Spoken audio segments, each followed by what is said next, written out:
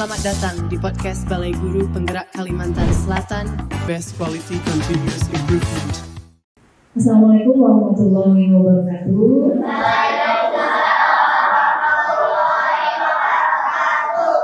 Selamat siang teman-teman dan adik-adik semua.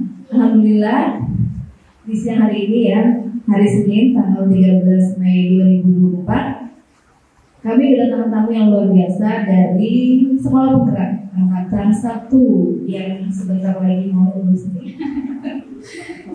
Kebetulan sudah hadir di hadapan Bapak Ibu Kepala Sekolah dari SDN 1 Landasan Uring Barat beserta guru koordinator kelimanya dan perwakilan guru ya di kelas 5, dan luar biasanya ada di semua di 21 orang yang hadir di studio podcast BGP Kalimantan Selatan ini. Dan dengan bangga kami BGP Kalsel Voice of Inspiration ini sudah podcast yang ketiga, yang sebelumnya itu dari SMP 3 Kota Banjarbaru, kemudian SDN 1 Landasan Uring Utara ya Bapak Suhadi, dan yang ketiga ini dari SD juga dari SDN 1 Landasan Uring Barat Ibu Siti Hamdan. Dan sebelumnya kami mau dengarkan dulu nih yel-yel dari adik-adik semua supaya kita semangat di podcast pada hari ini. Bisa dimulai nih. SDN 1 Landasan Uring Barat berdaya.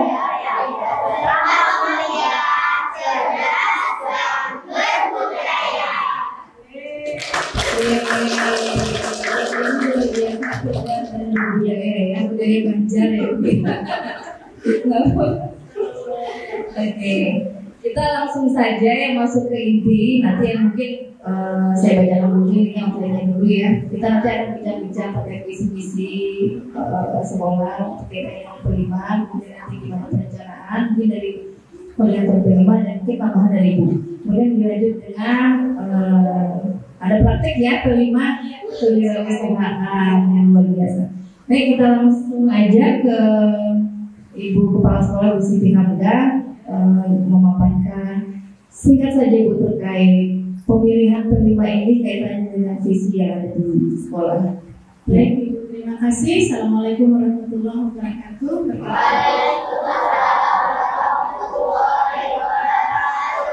Perkenalkan, saya Siti Hamdan, Kepala SDN 1 Landasan Uring Barat. Mengapa kami memilih tema kewirausahaan? Yang pertama, selain terkait dengan visi misi sekolah yaitu pendidikan karakter Pancasila, juga di sana di misinya ada menyebutkan bahwa sekolah kita itu melakukan pembelajaran yang menyenangkan.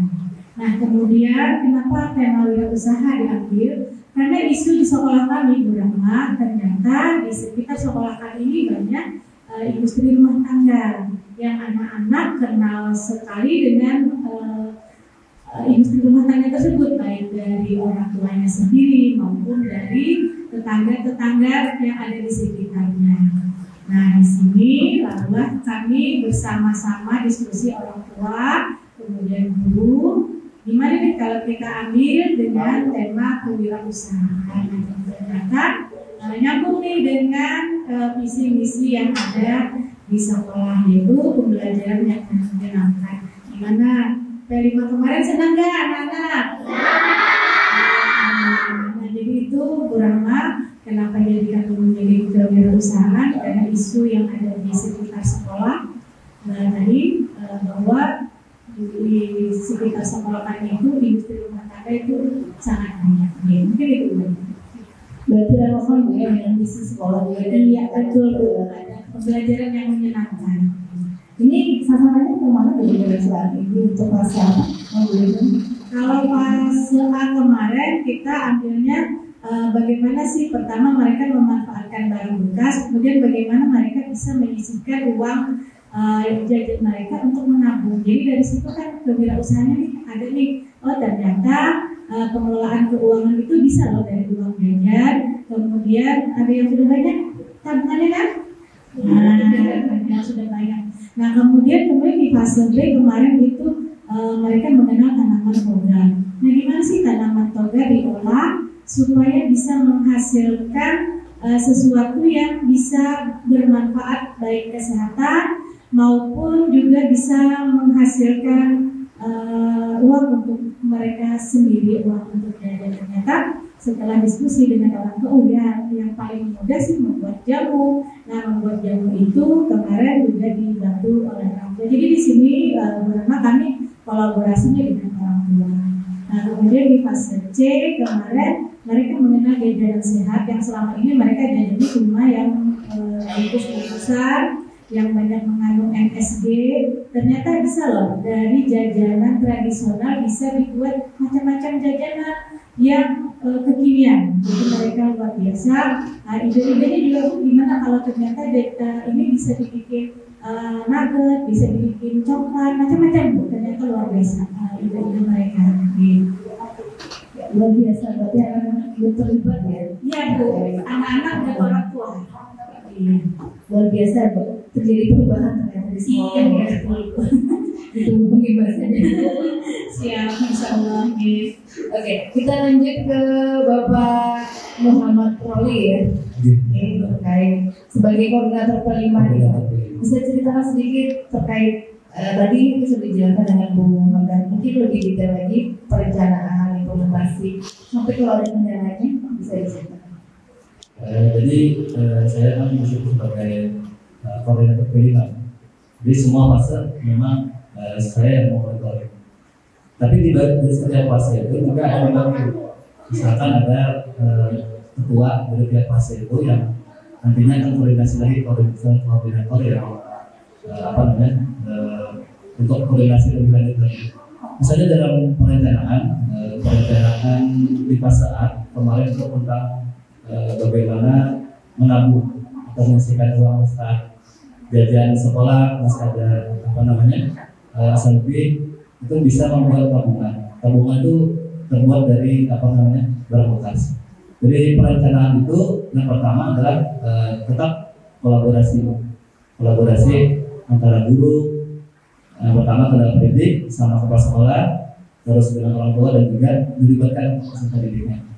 Jadi kemarin mengangkat dengan tema untuk menabung itu, bahwasanya memang dimulai dari dini untuk membiasakan bagaimana anak-anak ini menabung, dan tabungannya itu pun dikelola dengan kreasi mereka sendiri.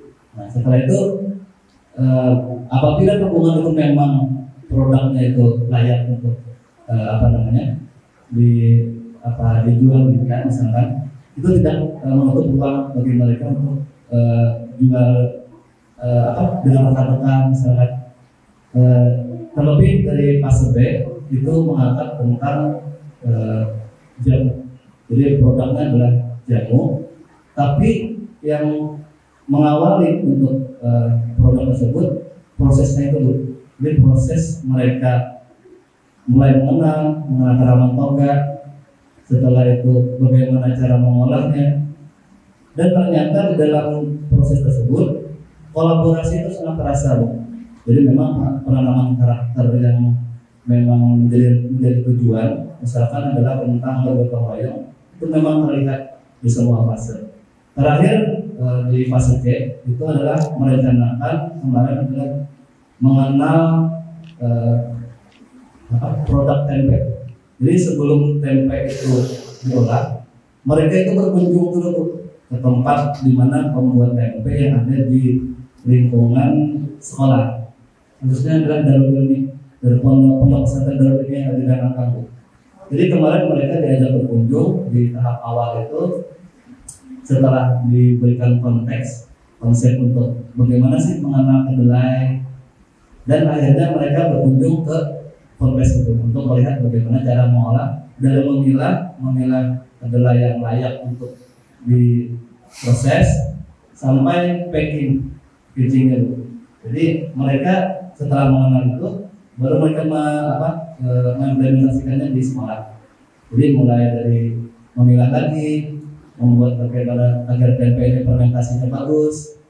Terakhir adalah tentang produknya. Produknya ini kan kalau kita biasa semua tempe bisa digoreng, cuma gitu-gitu aja dioseng, cuma gitu kan. Jadi sekarang mereka ini kreativitas mereka itu ternyata berkembang di sana.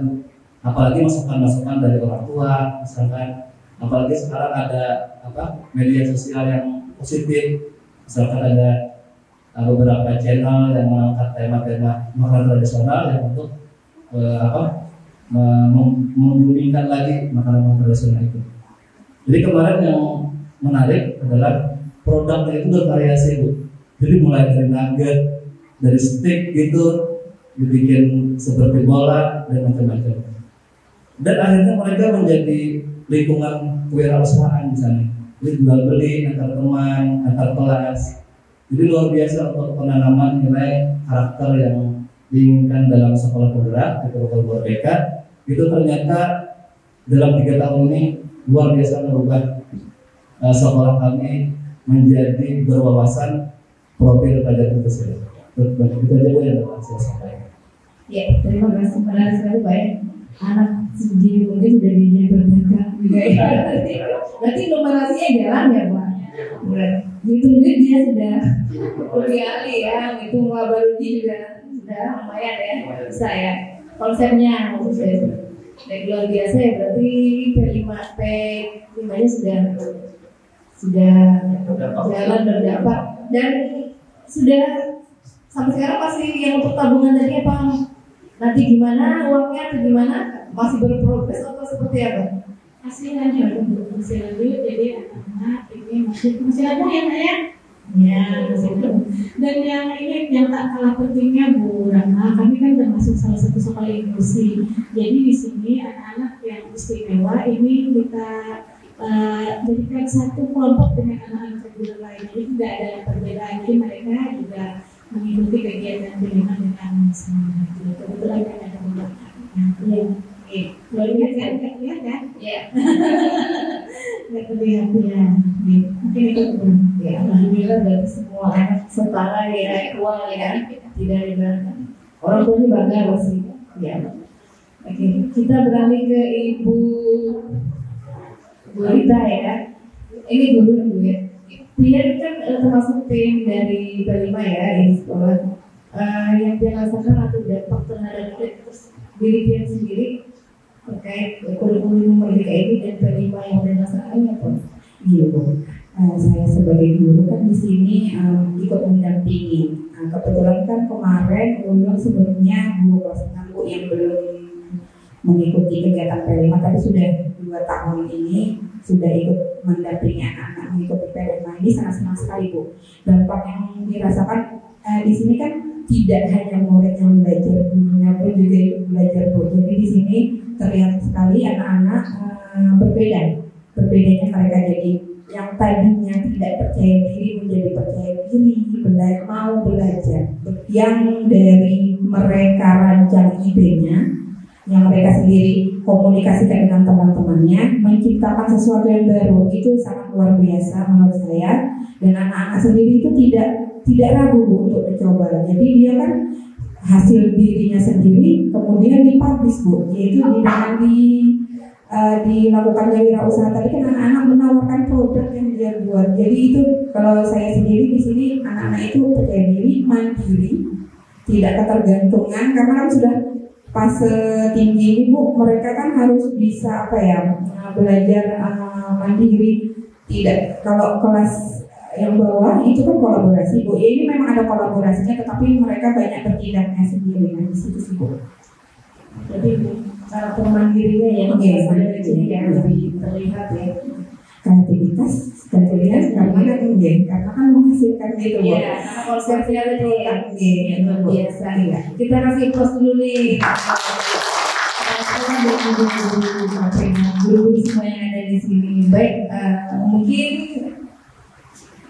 final statement kali ya untuk menutup sebelum kita ke ini. Apa harapan dia? Pasti ada harapan sekolahnya. Baik, harapan kami sebagai kepala sekolah dengan kurikulum Merdeka ini menjembatani komunikasi yang baik antara siswa, kemudian siswa dengan orang tua dengan guru dengan siswa. Jadi semua terlibat dalam keberhasilan kurikulum Merdeka. Jadi tidak bisa diserahkan ke sekolah saja atau ke guru saja atau ke orang tua saja, tapi semua terlibat. Jadi itu yang pertama harapannya. Yang kedua, dengan kurikulum Merdeka ini mudah-mudahan ya menjadikan anak-anak kita menjadi anak-anak yang cerdas dalam berbagai bidang sesuai dengan kemampuan yang dimiliki.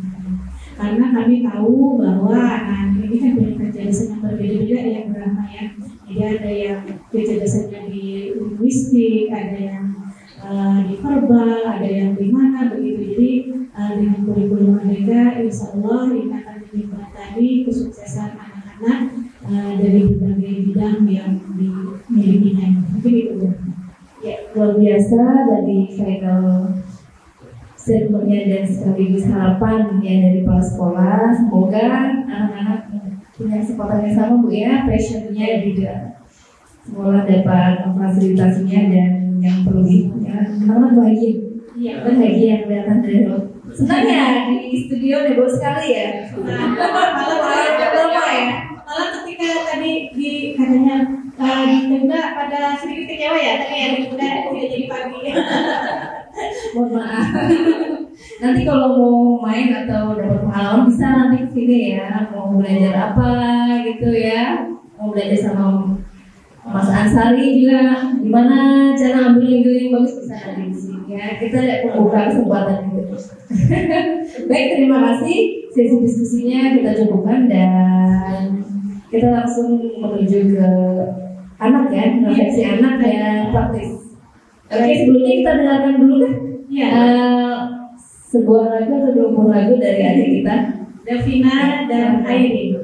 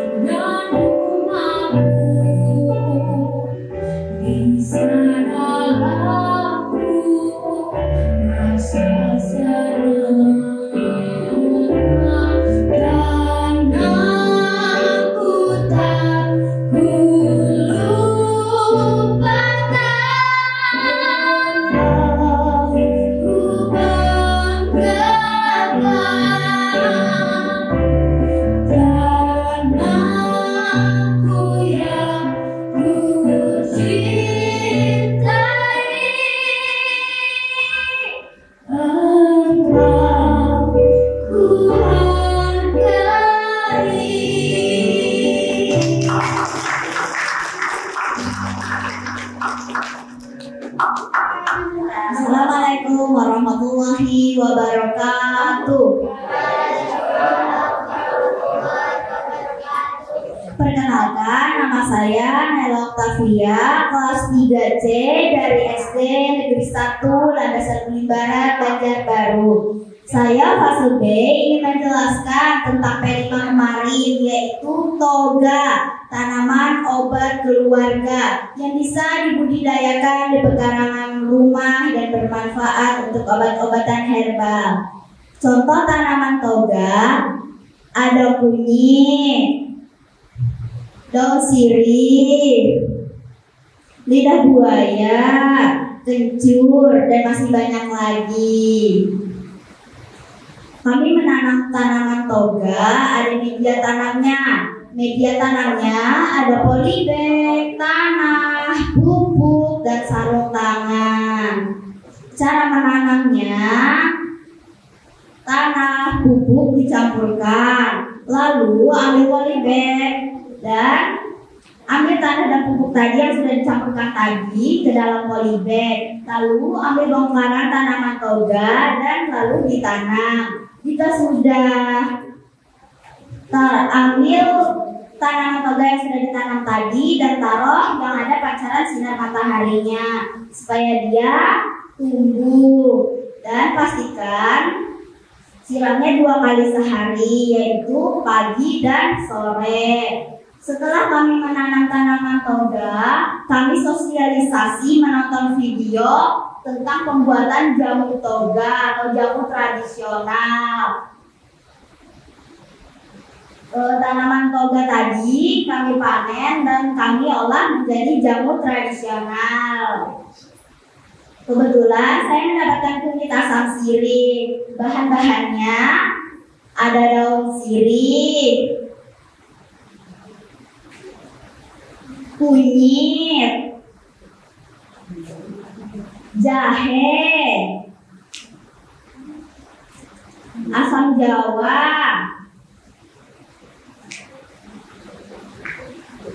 garam, dan air. Alat-alatnya ada kompor,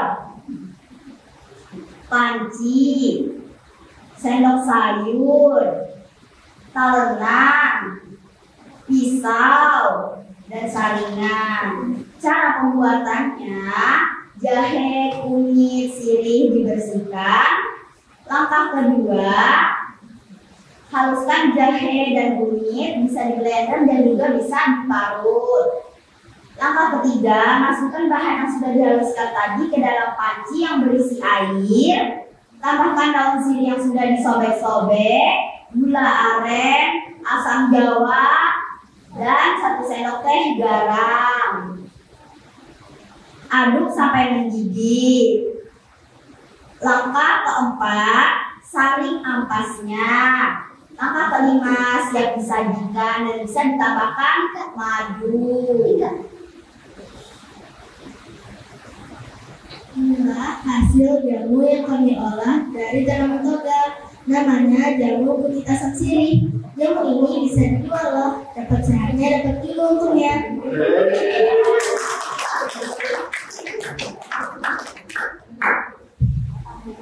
Ini adalah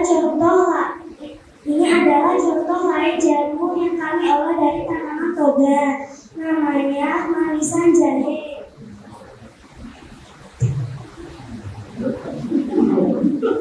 Ini juga jamu dari tanaman toga. Oh, namanya beras kencur. Nah, jamu-jamu tadi itu bisa dibuat jadi jualan kok. Lumayan dapat uang. Nah, jamu-jamu tadi kami jual di bazar yang bertema kewirausahaan. Demikian, terima kasih. Ini saja penjelasan kami. Wassalamualaikum warahmatullahi wabarakatuh. Assalamualaikum warahmatullahi wabarakatuh. Waalaikumsalam warahmatullahi wabarakatuh. Bapak Ibu Guru, penonton dan teman-teman, perkenalkan kami peserta didik dari SDN 1 Landasan Kulit Barat, mewakili fase A, fase B, dan fase C, ingin berbagi cerita tentang pengalaman kami mengikuti kegiatan P5 tema kewirausahaan. Adapun tahapan dalam kegiatan kami, tahap pertama, kami belajar mengenal tentang tempe dan kewirausahaan. Pada kegiatan ini, kami mengikuti kegiatan menonton video bersama tentang makanan sehat, proses pembuatan tempe, identifikasi jajanan, dan kewirausahaan. Pada tahap kedua, kami belajar membuat tempe dengan berkunjung ke rumah tempe. Pada kegiatan ini, kami berkunjung ke rumah tempe Darul Ilmi.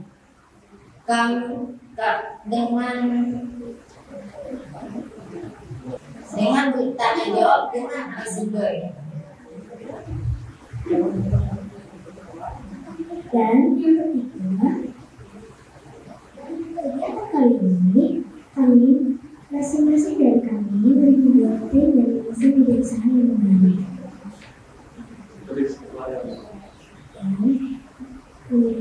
Dan kami juga praktek membuat tempe selama 3 hari.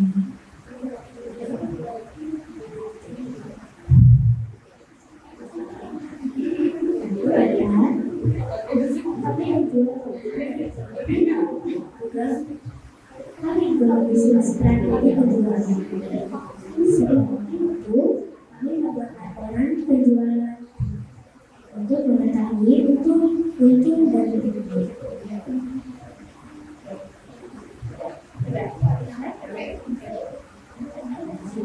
Kacang kedelai dipilih supaya cara proses kedelai. Kacang kedelai dipilih supaya mengetahui baik dan buruk. Setelah itu kacang kedelai dicuci dan direndam selama 1 malam. Besoknya kacang kedelai itu direbus dan kembali lagi direndamkan selama 1 malam. Setelah itu besoknya kacang kedelai dicuci hingga bersih dan dikeringkan.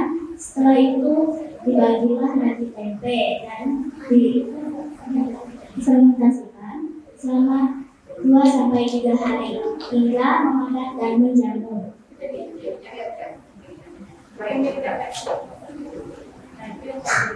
Nah, ini yang sudah menjadi mengeras dan memadat. Terima kasih. Inisiatif yang kami dapatkan dari kegiatan kelima adalah 1. Belajar berjualan. Ketika mengikuti kegiatan kelima, kami belajar berjualan produk berbagai jenis alat makanan yang berbahan seperti. 2. Untung dan rugi. Selain belajar berjualan, kami juga belajar mengenai untung dan rugi. 3. Menemukan sikap kreatif dan gotong royong. Kreatif ialah menemukan ide atau inovasi produk. Gotong royong bekerja sama untuk hasil diinginkan. 4. Menabung. Kami juga bisa mendapatkan uang jajan tambahan dan uang jajan itu bisa disisihkan.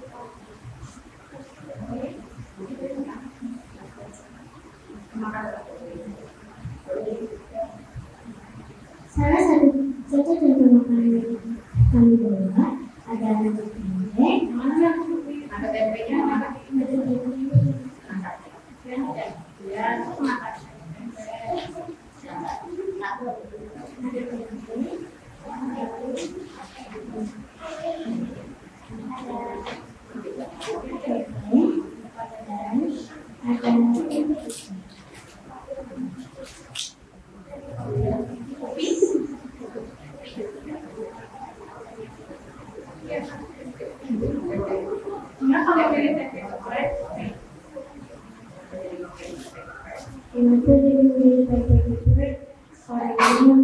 yang dibuat dan rasanya enak.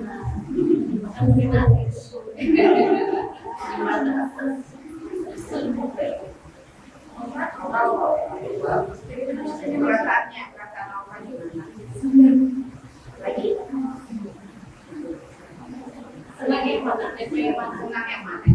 Kemarin Elsa bikin apa? Tempenya dibikin apa? Tempe.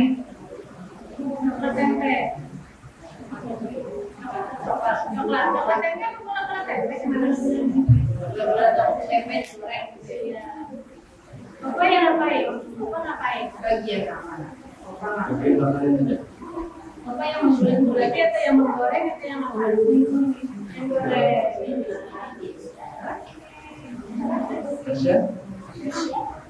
Iya. Begitu deh. Gimana rasanya bikin tempe? Bagaimana rasanya? Di rumah dipraktekin nggak? Udah dibuat juga? Nggak suka makan tempe ya? Kalau dulu nggak suka? Oh suka juga. Oke, kita kasih applause.